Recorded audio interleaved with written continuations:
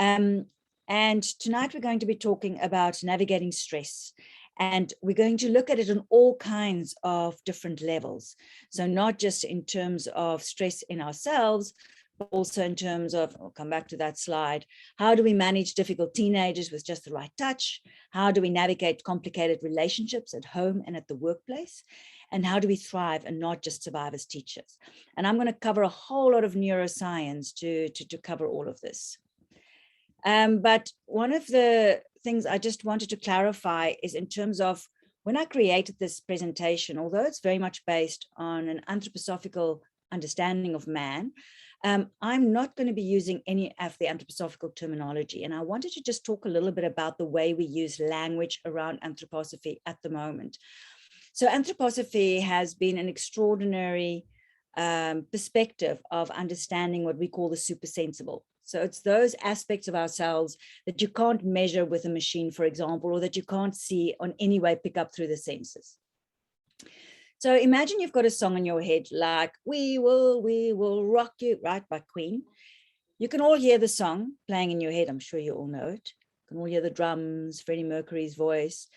But when you're listening to that song in your head, there is no device I can implant in your head or some supersonic amplifier I can use to pick up which song is in your head and hear Freddie Mercury singing. We can pick up that there's brain activity, and we can pick up there's increased blood flow and increased nerval activity, but there's no data packages that we can download like you do with a computer. And that's what we call the supersensible. And there's a lot of debate around how the physiological body interacts with supersensible. And anthroposophy is one of the many ways of describing that interaction. So one of the challenges we have in our modern society is that when anthroposophy was written, it was done by a white, heterosexual, cisgendered man living more than 100 years ago in a European country, specifically German. And so it was written with a language which was very specific to both its time and its context and the understanding of a very specific person. And I find a lot of the anthroposophical language is very dated, even though what Steiner observed is very, very valid for the world we live in today. And I think one of the challenges we have is that a lot of our science has actually caught up with anthroposophy. A lot of what Steiner has already predicted or seen 100 years ago has now been confirmed through modern science.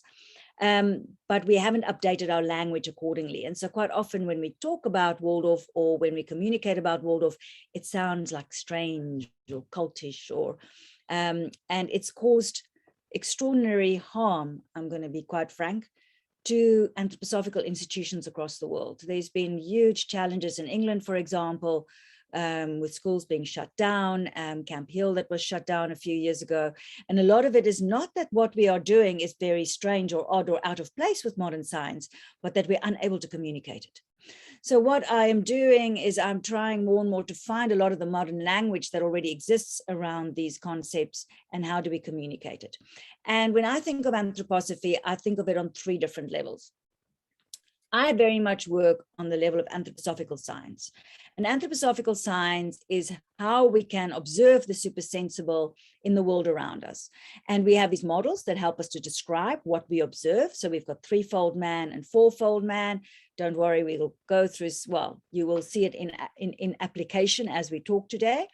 But these are all observable phenomena that anybody else will agree with. So all of this that we can describe through what we observe in the human being, there's no contradiction between anthroposophy and modern science. Where it gets more difficult is what I call anthroposophical philosophy, which is how we interpret what we observe when we look at supersensible phenomenon. And of course, anthroposophy speaks of the soul and the spirit, and these are ideas and interpretations. So this is, and some of, well, I'm a big fan of anthroposophy, but not everybody will interpret this phenomenon in the same way. And these are certainly open to discussion and open to different interpretations and open to different views. And then thirdly, there's anthroposophical religion. That's actually quite a small part of anthroposophy, but that's what deals with life before death and life after death. And these are all the belief systems that we have in anthroposophy that have got no real basis of physical observations that help us to actually make sense of that. So if you want to work with those concepts, you work very much in the realm of belief. For many people working in a Waldorf school and working as teachers in a Waldorf school might have a very strong relationship to all three of these levels. But to be able to be a Waldorf teacher and for us to write Waldorf curriculums, all we need is anthroposophical science. Philosophy and religion is personal. It's your own views. It's your own relationship to some of these concepts. It might enrich your own life and understanding of the world around you. But when we teach in the schools, when we speak to our parents, when we write our official documents, we need to stay with what stays within, firmly grounded within the physical world. And I think we have an extraordinary wisdom to offer through our understanding of the human being, and especially of the threefold human being, and learning how to communicate that is very important. So one of the reasons why I bring this is that I think for some of you who's worked in anthroposophy for years, a lot of what I bring, you have probably already worked with and might be quite comfortable and quite familiar with.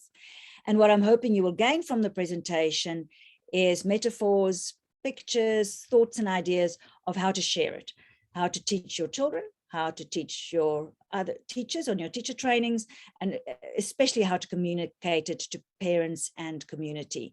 And so I'm hoping this is also almost a translation lecture.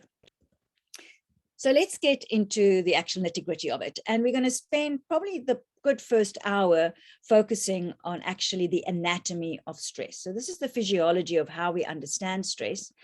And understanding how stress affects us explains to us, or basically gives us a bit of a picture of why people, and even maybe sometimes yourself, can sometimes be such a pain in the ass.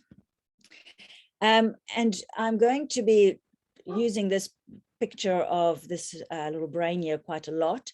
And we're going to look at how our neurophysiology interacts with our whole being. And when we look at the brain specifically, or the nerve sense system, it has two centers of control.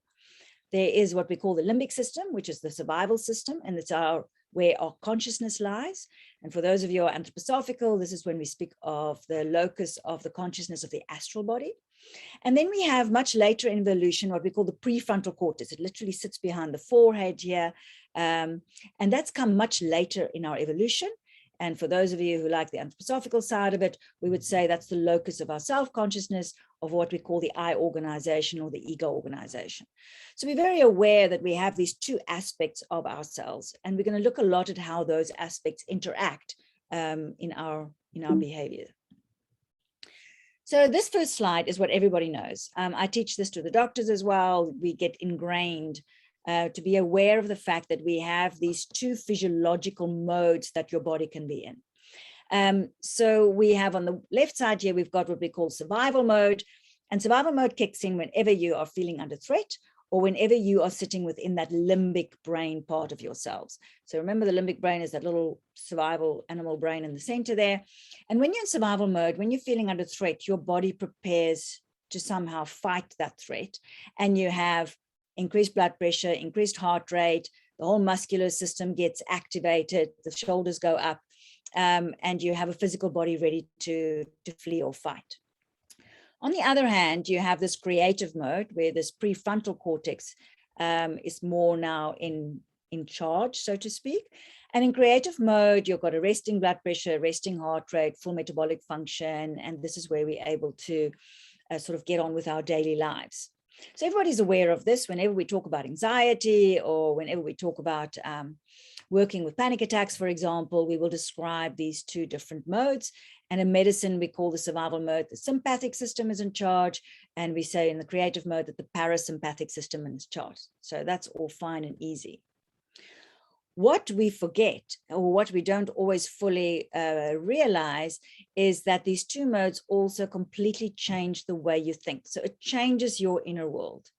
So when you are survival brain led, then we can say this is an astral body impulse that is leading your behavior. And it's going to be affecting your thinking, your feeling, as well as your behavior.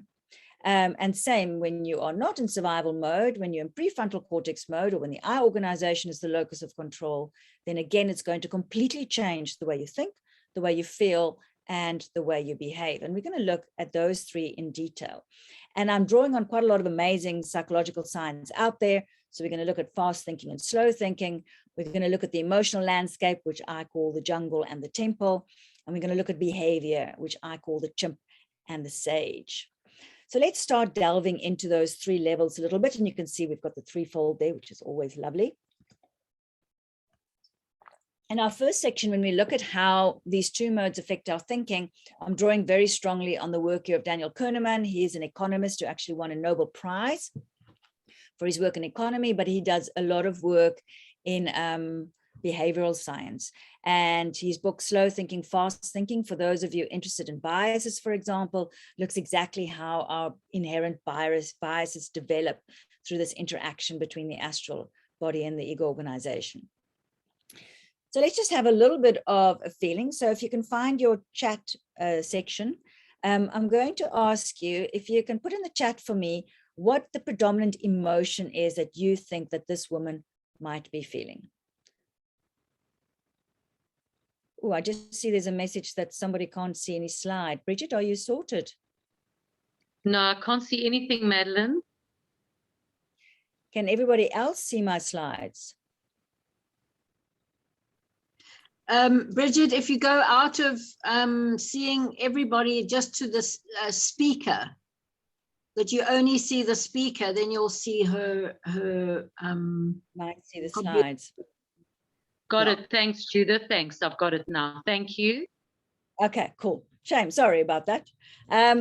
So yes, so there's some reactions here to this face. We've got surprise. Anybody else got some emotions they noticed? What do you think this woman might be feeling? Frustration?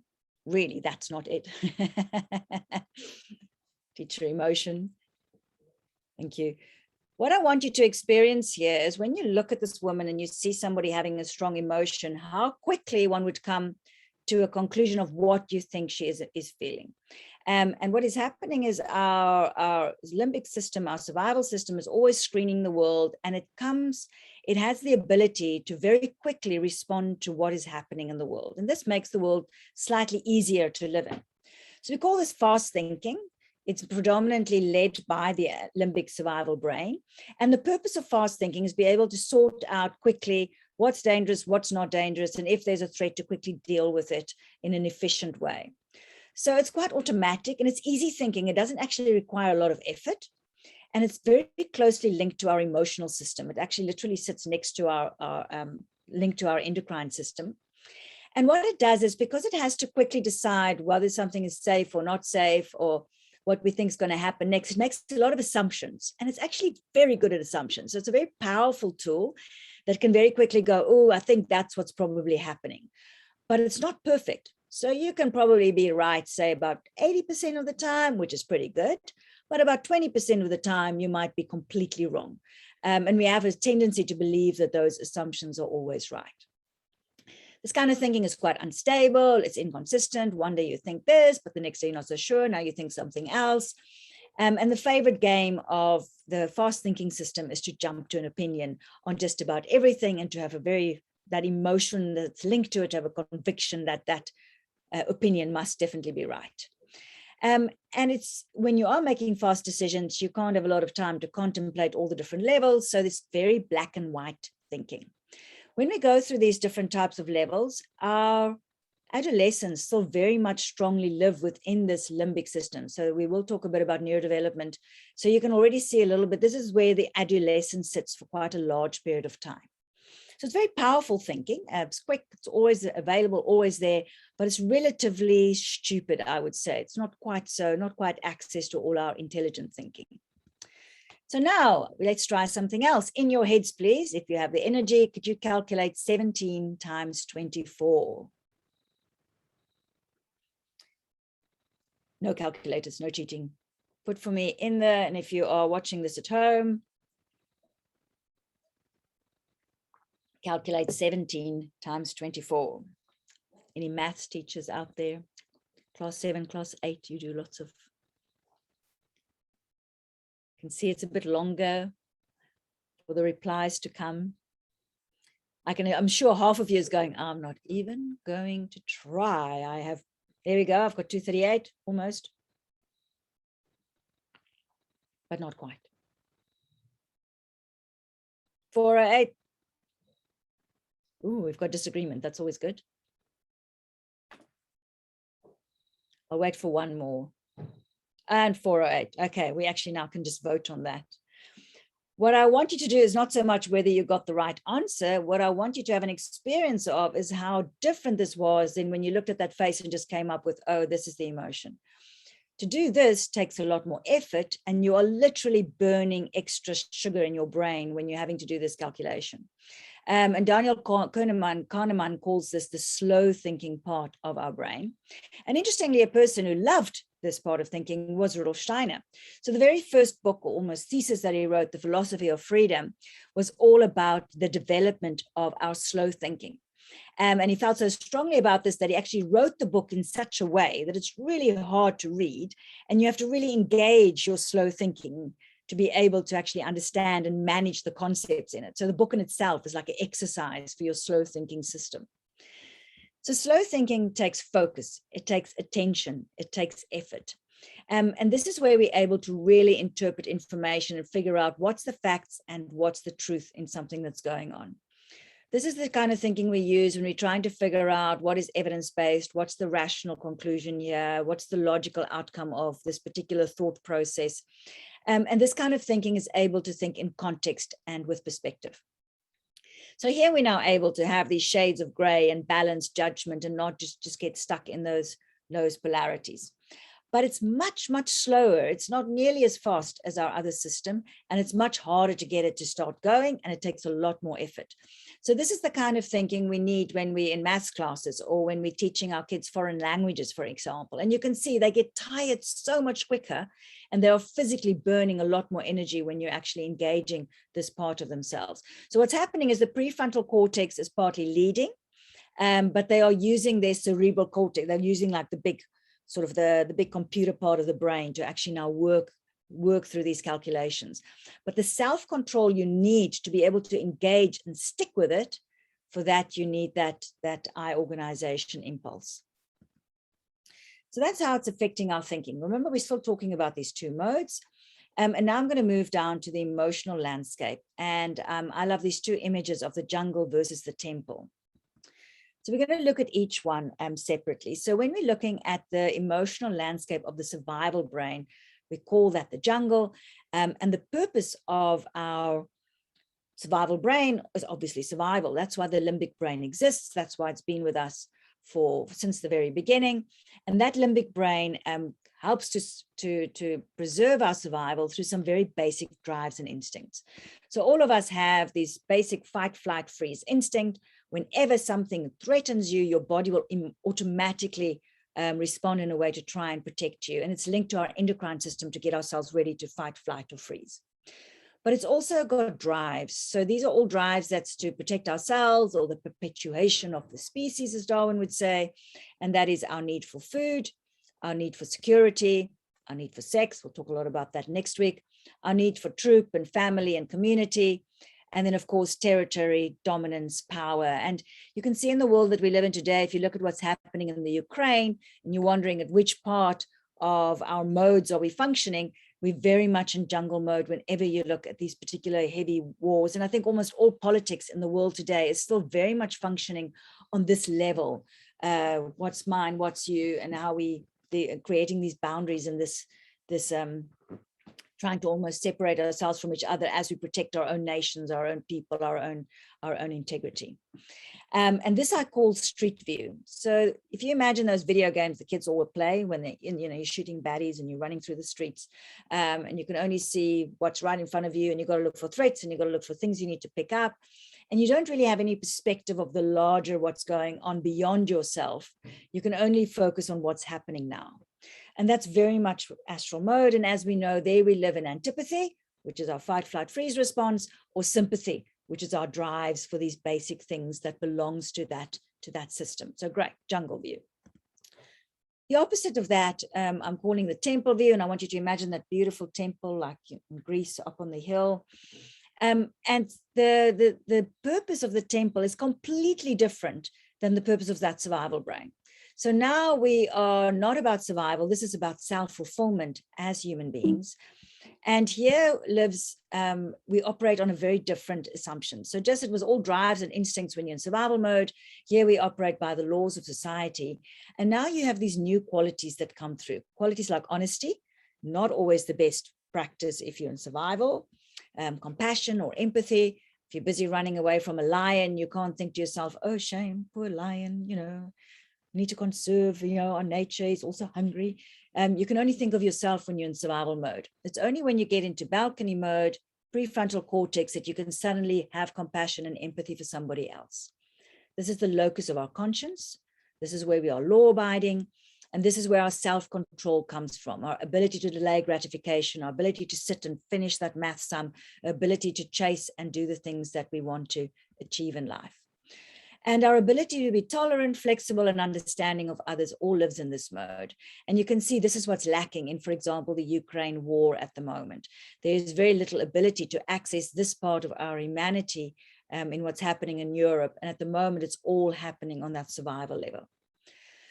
So this is used as powerful ethical and moral drives towards the self-fulfillment. And I like to call this balcony view, because you can imagine you're standing out on the balcony, you're looking out over the street, you've got to see what's happened before, you can see what's happening before, what's happened in the past, and now you're guided by purpose and meaning rather than antipathy and sympathy.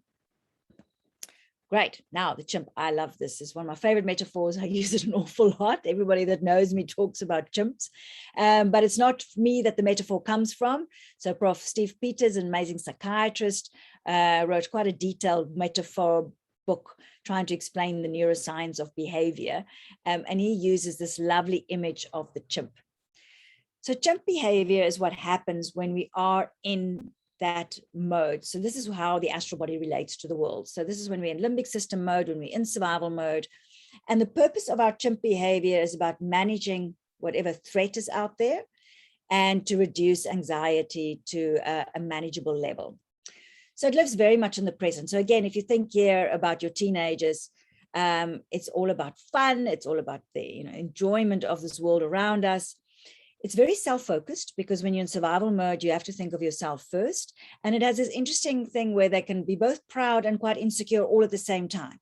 You're sort of a little bit self-obsessed with who you are, but you're also slightly insecure of where your place in the world is. And of course, because it's a survival mode, it's got a paranoid, vigilant perspective.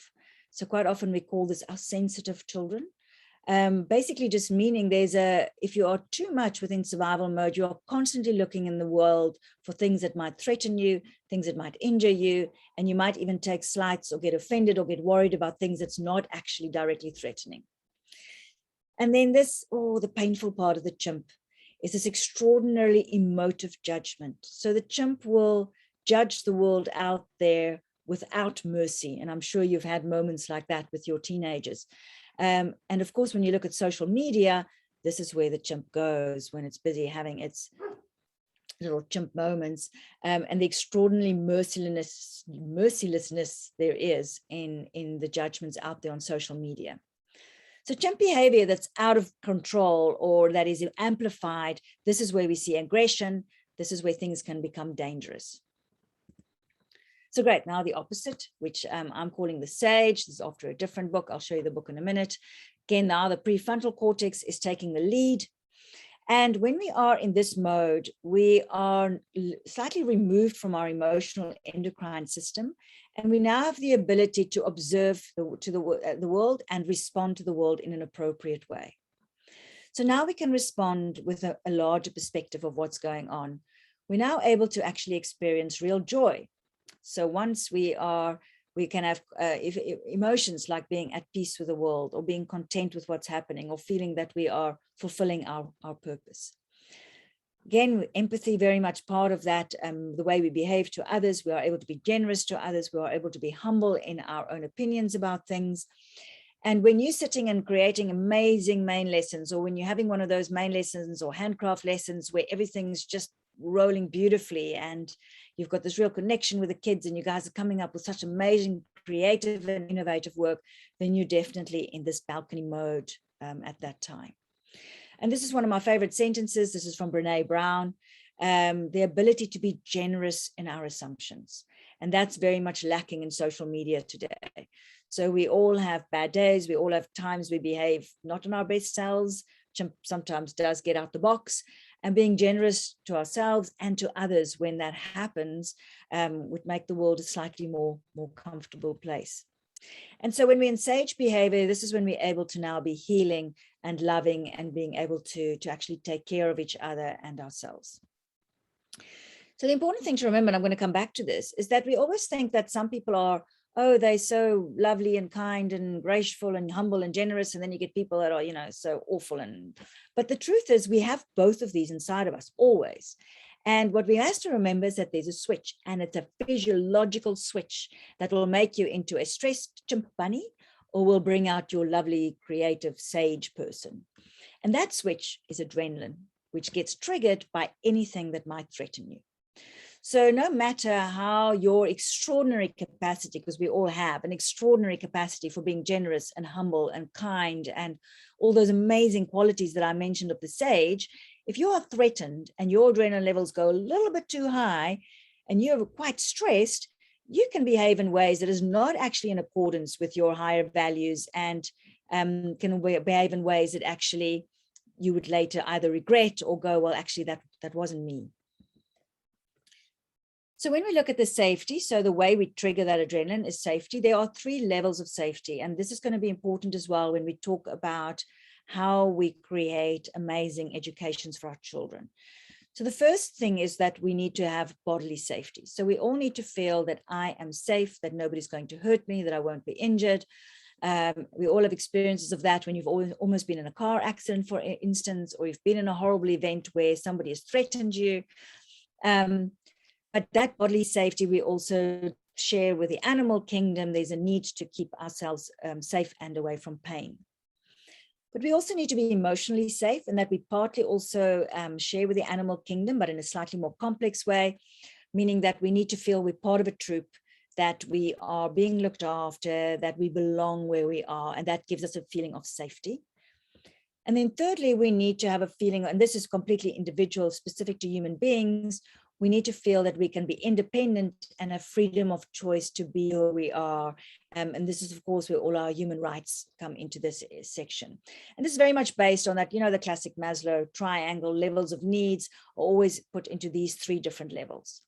And whenever we feel threatened on any of those levels, even if it's just a perceived threat, not even a real threat, it will trigger our adrenaline and it will put us in a mode where we would behave differently.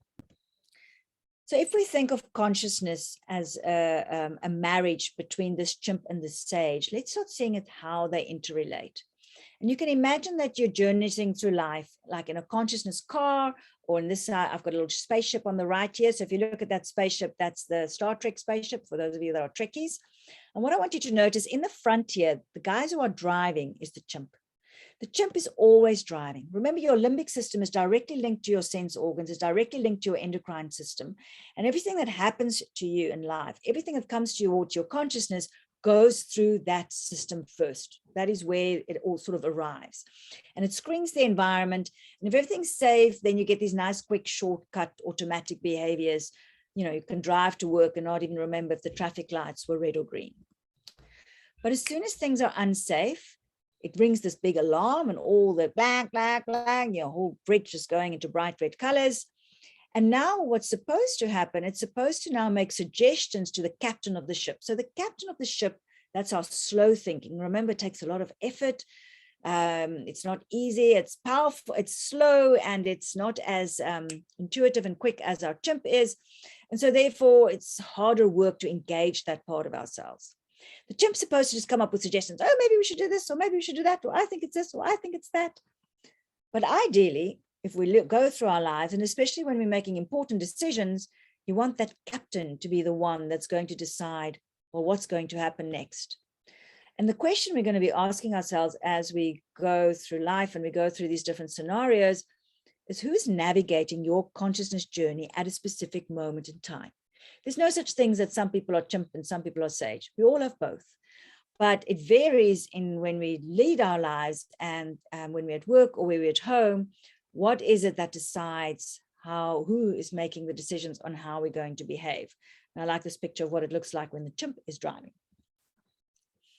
So now let's look a little bit about how that develops over time, as we are going to be talking about children. And I'm going to specifically talk just about neurological development. So we're just looking at how this chimp sage astral body ego organization develops. And when you are born, before you are born, the astral and ego organization is completely asleep. So the chimp and the sage, the brain is completely immature and unconscious. As soon as you are born, your chimp is activated. It's still immature. It's not yet come into a full fruition. And at this moment, it's got no self-consciousness. So it's got no awareness of itself as a thing. And it simply has experiences. And so when it's hungry, it screams, and so magically food appears. And when it's cold, it screams, and magically somebody warms it up. At around the age of 3 years old, we start having a self-body awareness consciousness coming for the first time. So here the chimp is now for the first time starting to be able to become aware of itself, and we can become aware of the body. And we of course know that when the child starts saying I to themselves. So the child will say, I am hungry, or I want a cookie, or I want to do something. And you can already see there's a first echo there of the possibility of this prefrontal cortex, but the child is still primarily asleep. And at this moment, the child still has just this awareness of their own bodily needs. It's only by the age of 9 where we really start seeing early prefrontal cortex activity. So now the child for the first time starts developing a self-awareness, but they do not yet have true self-control. So important to note, between the ages of 3 and 9 years old, the child does not yet have an awareness of themselves as a person yet. 9 years, there's this interesting Rubicon where the child starts becoming aware of, oh, am I really me? Starts thinking about things like death for the first time, starts becoming aware of themselves as an individual being different from the rest of the world. But between the ages of 9 and 14, there will be now a lot of development happening. The prefrontal cortex will slowly start to mature, but most of the work between these 5 years is going to be the maturation of the endocrine system and of this chimp. So at the age of 14, that survival system, that chimp, that endocrine system is 100% developed. So at that age, your astral body is completely incarnated and available for action. But your sage, and that's my picture at the top here, is there. The prefrontal cortex is certainly available and activated, but it's still immature. It's still little. It still has to grow up and mature and gain some strength. And I think that's why the teenage years are such interesting years, because you have the joy of this beautifully fully developed chimp. You meet this wonderful, all these aspects of the child in that present immediate moment that they live in, but they don't quite yet have the ability to be completely able to control and manage that chimp. By the age of 21 to 23, we finally have the myelinization or complete maturation of that prefrontal cortex, and we can now say we have full sage activity available. What's interesting is that although we have full sage activity available, it doesn't mean we're all automatically using full sage activity all the time. This is something we have to practice to learn how to use. It is quite possible that, and I'm sure you've all had this experience, either in yourselves or others, that one can have a life where you live quite large parts of your life in chimp or adolescent mode. So this is a very useful concept to work with parents, this idea of safety and this idea of how the child matures, because it helps us to explain our Waldorf curriculum as well as what is important when we're parenting children. So if you want a child to develop a healthy development between this chimp and this prefrontal cortex, very, very important is it's all about safety. So this chimp can only mature well if it's not overactivated by massive amounts of adrenaline. It needs to be in an environment where it gets used for when things are dangerous, but generally you do not want to activate that chimp too much. You want to have this ability for this brain to develop as a complete balanced whole. So if you look at the 3 different age groups, all the levels of safety is always important, but there's particular focuses in the different ages. So in the small child until about the age of 7, physical safety is by far the most important, absolutely key, essential. If the child does not feel physically safe, it causes extraordinary difficulty in development later on. And the child needs to have an inner feeling of I'm allowed to exist. And of course, to create that safety, we'll need love and care and this looking after the child. And that's, of course, one of the issues why we are so concerned about physical discipline or even emotional abuse in the child under 7.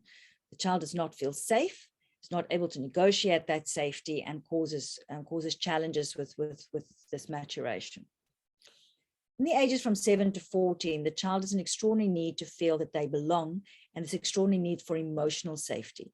So they need to know that I am loved. And in the Waldorf schools we have, this is for me, one of the best ways to explain why we have the class teacher system. Because the class teacher becomes like another parent to that child, who knows the child, who accompanies the child, no matter who the child is or what the child's strengths or weaknesses are, it doesn't matter. The child knows, I have this teacher, this is my teacher, and my teacher loves me. And then, of course, once they're in the teenager years, they need to start being able to think about identity and to be able to express themselves safely. So this is where they need to feel, I'm allowed to be who I am. I'm allowed to choose what career I want to have. I'm allowed to choose my identity. I'm allowed to decide what kind of things I like and what kind of things I don't like. And in South Africa, we take a lot of this for granted. I'll talk a lot more about that with our sex education thing, but I'm part of the World Association of Sexual Health. And at our last conference, we were talking a lot in India, where girls don't have rights over their reproductive life, and they are forced to marry before the age of 18 and have a child before the age of 18. So this is one example of how one can negate that necessary safety that we need for healthy development. So what do we do if we're not safe? And I'm now going to teach you an amazing model. Some of you might already be aware of this, of being able to understand how the chimp can use tricks to actually reduce anxiety and what happens when it does this. So again, I am drawing on the work here of Stroud, and he calls these saboteurs. And they are mechanisms. They are things that we do to reduce anxiety and make ourselves feel safer. So sometimes you're able to actually sort out a situation, like, there's a dangerous situation and you can physically resolve it. But quite often there's some situations which you can't immediately resolve. And so that feeling of anxiety is quite unpleasant, and we find ways to reduce that. These mechanisms that we have are actually created already in childhood. So when you're a young child, no matter even if you have a perfect childhood, which nobody really has because we all have chimps, but even if things went fairly smooth sailing, there's always scenarios where you don't feel safe, or you don't feel in control, and where you as a child doesn't have power to actually influence it. And so you create these little complex patterns of behavior that actually reduces stress. And the way they were designed, the astral body is all about physical safety, how to make yourself physically safe. And in those scenarios, it's quite sensible. So a child might have a father who's drunk and quite dangerous and violent, and he runs off and goes and hides under the bed. So that's a very sensible thing that the chimp does in that scenario. But if you use the same behavior when you're in a marriage and you and your husband has to discuss some parenting issue you need to sort out, and you run upstairs and go and hide under the bed, that's not going to help you to resolve the issue. So these complex patterns of behavior quite often make things worse rather than make things better. And yet the reason why we're using them is because it's making us feel less anxious at the time. So whenever somebody's behaving badly, or whenever somebody is behaving in a way that's frustrating or irritating, you can be sure that one of these saboteurs are in play. So before we look at them, I just want you to quickly look at this graph. These are not all of the great strengths that we have, but these are some of the strengths that I think is quite important for you to be a great class teacher, and you will have some of them better than others. So we need to be able to analyze information, especially if you're doing maths or languages. We need to be able to discern what is useful, what do I keep in, what do I leave out. You need to be organized. You need to have a certain level of excellence and beauty. You need to be kind and protective of the weak. You need to be able to make peace between all these lovely chimp kids.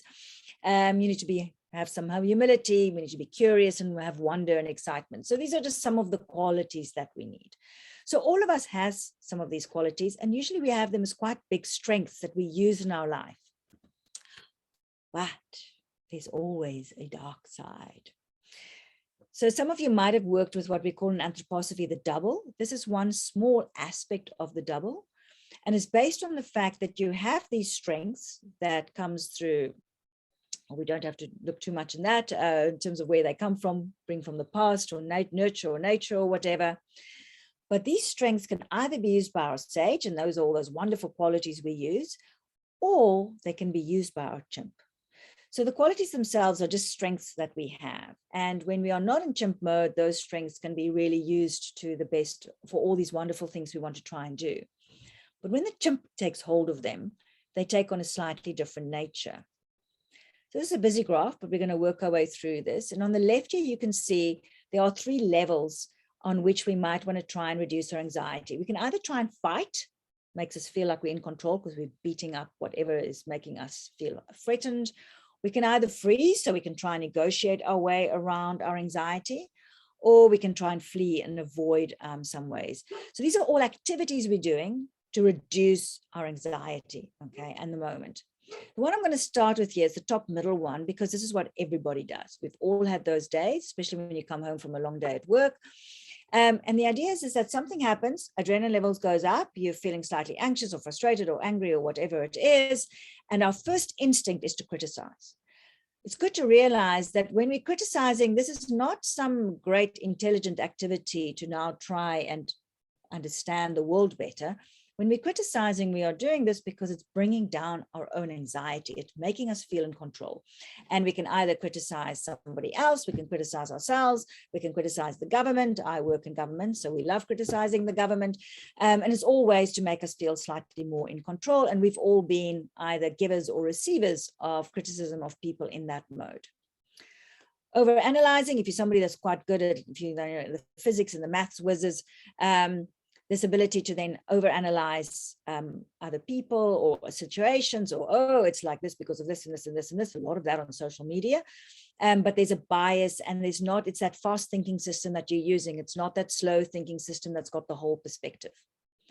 Or still under the fight, we can, if you're somebody who's very organized and very good at organizing your own life, when you're feeling slightly stressed, you might try and organize everybody else's life, right?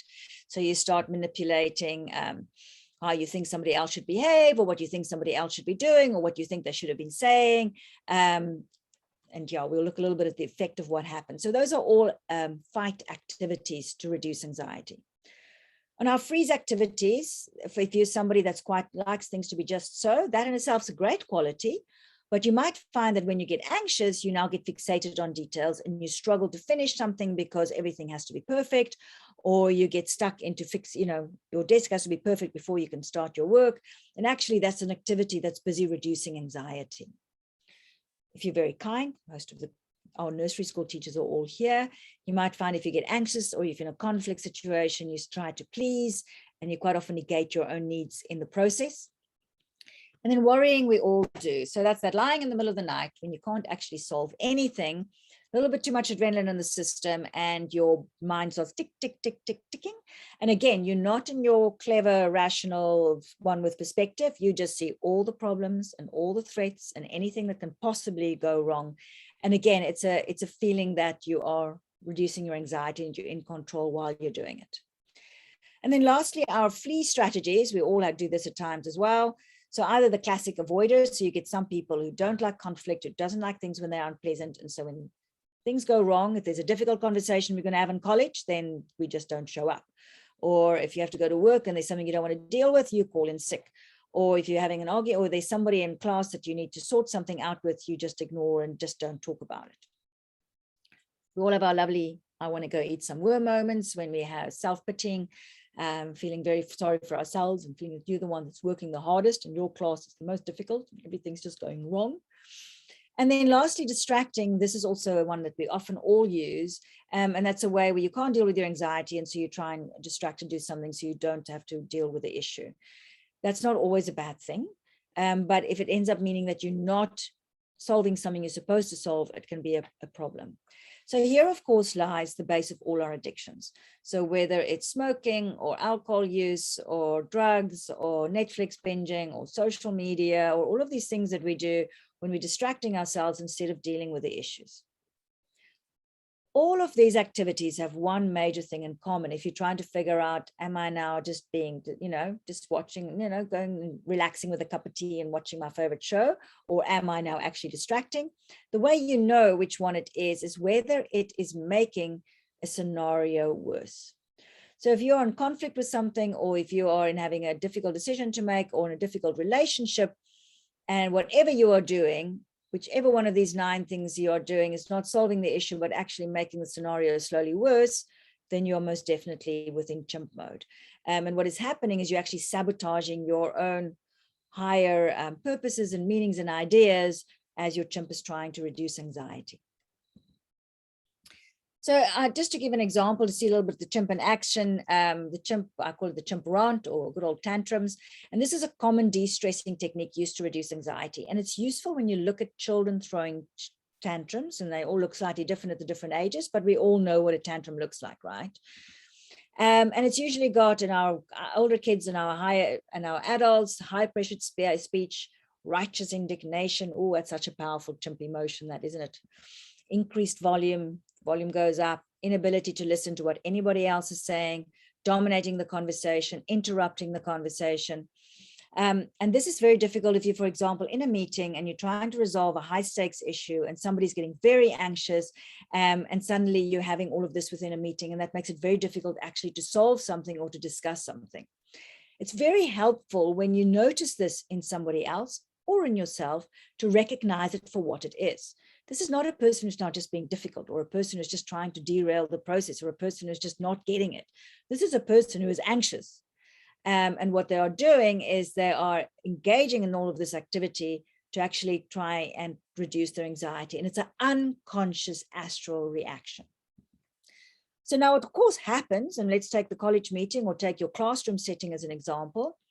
Now you're in a scenario where that teenager or your colleague even is criticizing or shouting at you, or is ignoring you flat when you're supposed to solve some issue, or is trying to manipulate you to do something which you don't really want to do, or is meeting every suggestion you bring up with negativity. So these are all classic chimp activities that people are using to reduce their anxiety.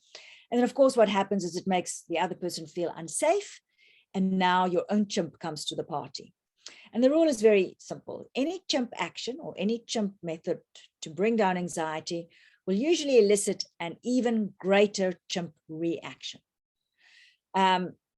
And we see this in action all the time. Great place to study it is when you watch, all television shows, movies, books, has scenarios where there has to be conflict. And any conflict scenario, this is what's going on. People are not feeling safe and they're getting into these little chimp cycles.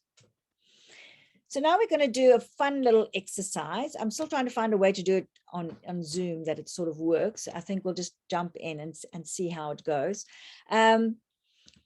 Because it's much easier to, like when we did the reaction of somebody's emotions, it's much easier and quicker to come up to an answer for that than it is to think through that self-focus process.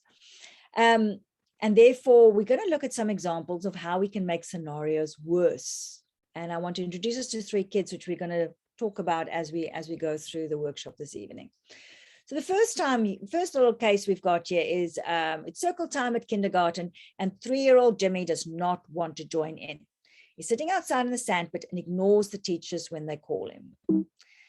So the question is, and you can again put this in your, is, can you give me an example of how a teacher can make this scenario worse? And you can put this in the chat, or you're even welcome to unmute and say something if you wanted to.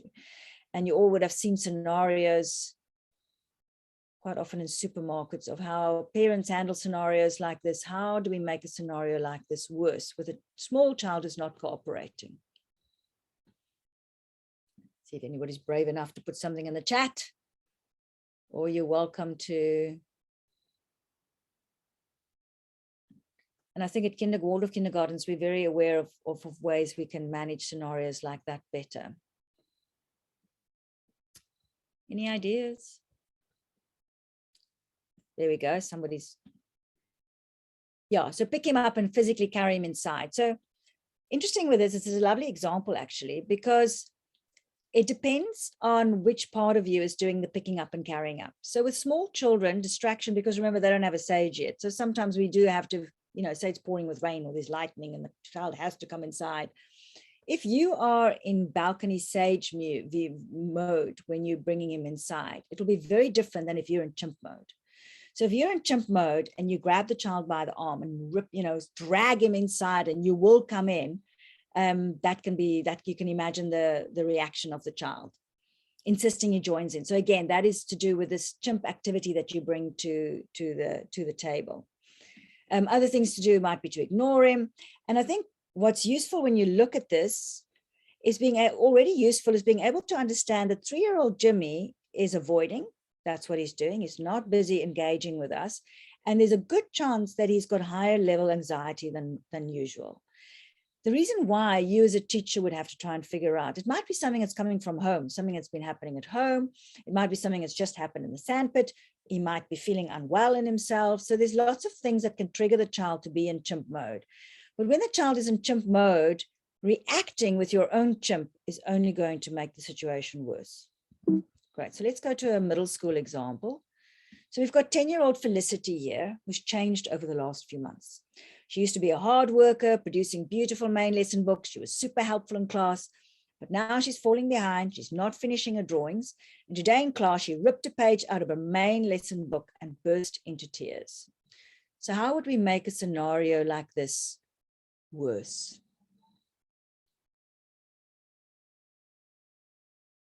And you can look at some of the different possibilities there on our table.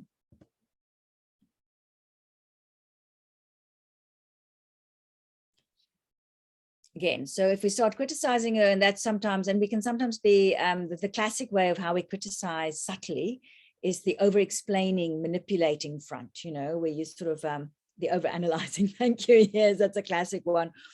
And quite often when we try and ask kids to explain their own feelings, this thing, well, what's going on for you and what's been happening? And that's all part of that over-analyzing, manipulating. And the challenge is the child just feels more and more unsafe, feeling interrogated, now having to try and answer your questions, and you're starting to get into that chimp rhythm. We are going to come back to these three. And then lastly, Carl, this is on the football, on your basketball court. So he's an excellent basketball player. He's a polite and friendly 15-year-old in the classroom, but he's becoming increasingly aggressive on the sports field.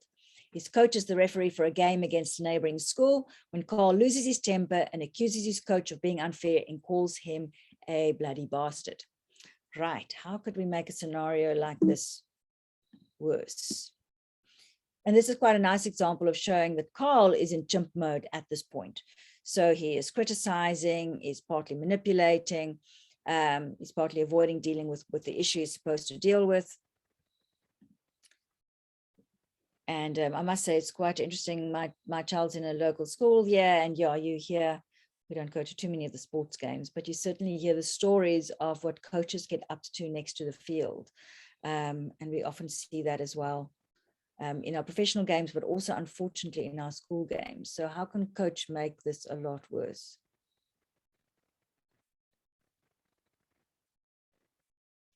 Any ideas?